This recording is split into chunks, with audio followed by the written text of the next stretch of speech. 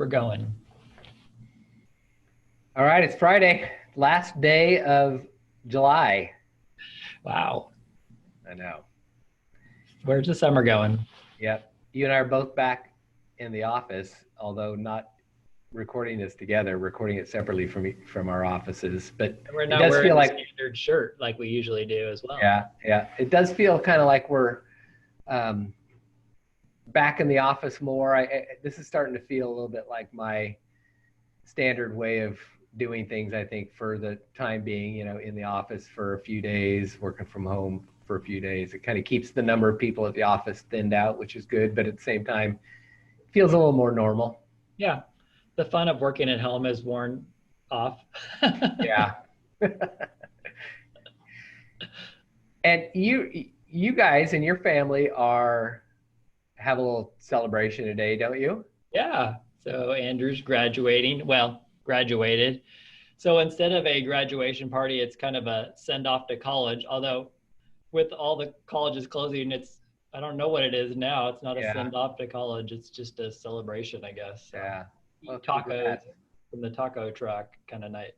Yeah. Well, congratulations. That's awesome. Yeah. Fun thing to celebrate. Yeah, for sure. How long, he has 4 years till he's got an accounting degree?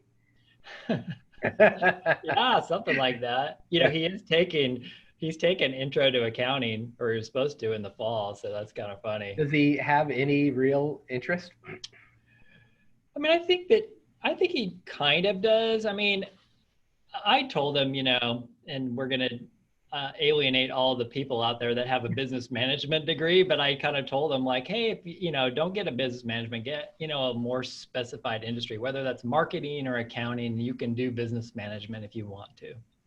Yeah. Well, neither of my kids had any interest. My wife, of course, is creative, and they both got the creative bug and didn't have an interest in the numbers game. Well, we have two accountants in our house, so they didn't have a whole lot of Yeah. opportunity Right. for creativity. Right. So Yeah. probably he'll be a business major of some sort. So yeah. Well, we got some things to discuss. I think you're going to kind of lead the discussion here, but hopefully some practical tips that our clients can take away today.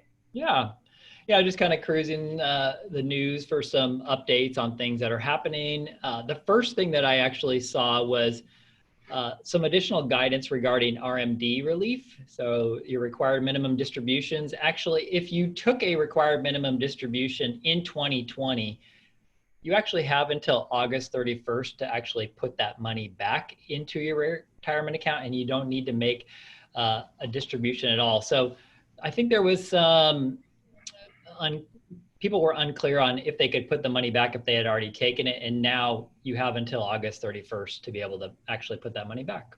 Yeah. So the CARES Act, and part of their response to the fact that, especially at the beginning of the year, people's bank account balances had dropped significantly.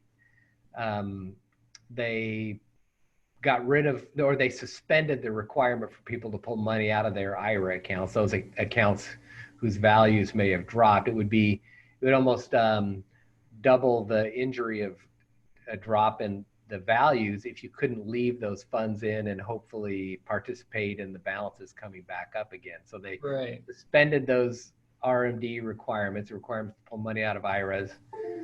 But yeah, I don't remember if there was even any kind of indication that people who had already pulled their money out before this change could do something. So it sounds like now there's this clarity, just put the money back in by August 31st.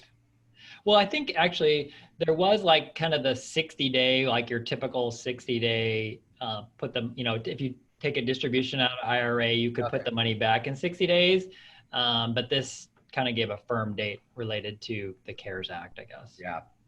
This is a good tip, especially for taxpayers that have large IRA balances. It's not like you're just pushing off your RMD to next year. You can really make a permanent drop in your taxable income by not taking this RMD in 2020. So if you don't need that money, but yet you're over 70 and a half and you're required to pull the money out, Yeah. This is an opportunity to just skip that altogether. Yeah. Another thing I saw, and this is kind of a byproduct of the fact that the due date was moved to July 15th, which meant that you had to make, your extension payment and then also your first and second quarter estimated tax payments for California. If your payment was over $20,000 in any one, if you have a payment over $20,000, you have to then on your following payment, you're required to e-pay. So it could be that taxpayers, because they lumped their first and second quarter estimates into one check, they could now all of a sudden be subject to e-pay going forward. I hadn't even thought of that. How funny. And of course, I've had clients, I'm sure you have too, that have had like a one-time transaction. They sell a property or something, and then they've got this requirement, and then now they're stuck in this requirement to make their payments electronically, and the penalties are like 10% of the payment or something like that, if I remember correctly. Yeah, it's high. I think it's 1%, but it's a substantial amount. 10%, 1%. It is. So I just remember I had a client that got a large penalty, and we had to appeal and get that reversed. So you can apply for a waiver, by the way, too. So if you did have a one-time transaction that's never, not going to happen again, that you would go over, you can apply for a waiver. I think we've seen it happen for another client of ours that didn't want to do the e-pay. The other thing is, if they did send in two separate checks, even though they were both due on the same day, if they sent in one check for whatever, 10,000 each, and it was a total of 20,000, but they sent two checks, that wouldn't be subject to the e-pay. The thing that I didn't know either was it's the next payment that you're subject to e-pay. It's not that payment itself.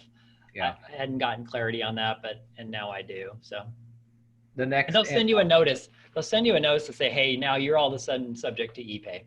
The next payment and all future payments. That's correct. And it actually is whether if you make a payment over 20,000 or your liability for any 1 year is over 80,000. Yeah. So it's funny. The one thing I will say to this is, in the last year and a half, I've really gotten on board with, it's better to pay electronically anyways. Yeah. I'm really suggesting to my clients that they make their payments electronically. I had a client yesterday who had a really, really large tax liability with their July 15th balance and sent it into the IRS, and it's been sitting uncashed for, like 5 or 6 weeks. And the client is legitimately worried. Of course, the reality is that payment is sitting on somebody's desk at the IRS, and actually it ended up clearing today, but he was worried that the check got grabbed out of the mail. It was a large dollar amount. It just doesn't seem to make sense to send checks in the mail anymore. So anyways, I recommend people pay electronically anyways, and then this FTB rule doesn't even matter. Yeah, and I think you can trace the payment, like you said. You can prove that it was paid on time. It's secure. No, it makes a lot of sense. The last thing that at least I had was, kind of this first time abatement. The IRS does have, if you're subject to some penalties and you haven't, and you've been filing over the last few years, the IRS, the kindler, gentler IRS is abating some penalties that, you can call in and ask for a first time abatement, and they'll typically will waive that penalty. Yeah. Yep. That's a great tool. I've used it countless times in the past. It's really important that the taxpayer has a clean record of compliance beforehand. Yeah, I guess the caution is California does not conform to that.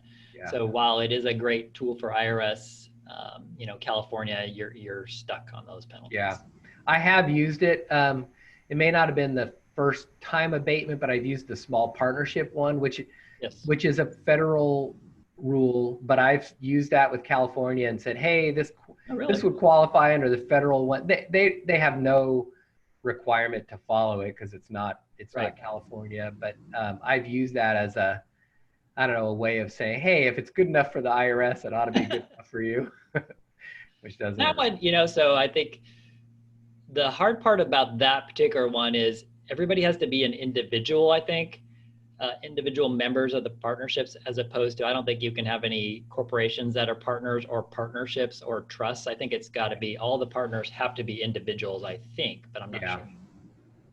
So, Yeah. those are all the tips I had. I didn't know if this was the part of the meeting where I get to say that I think the Mariners won 2 out of 3 games against the Angels. So I'm not sure if this is that appropriate part. Yes, it is. It is the part where you get to do that. Coming from the guy who had just sworn them off for the year, now suddenly you're back on their back and I'm back, baby. And, Ask me how much of the games I watched. I think yeah, I saw the highlights. That was it. a real pitcher's duel over the last. Yeah. Oh Yes. my gosh. Yeah. Yeah. All right, good. Well, hopefully this information is helpful, and hopefully our clients and everybody out there is doing well, and we will be back again next week. Great. All right. Later.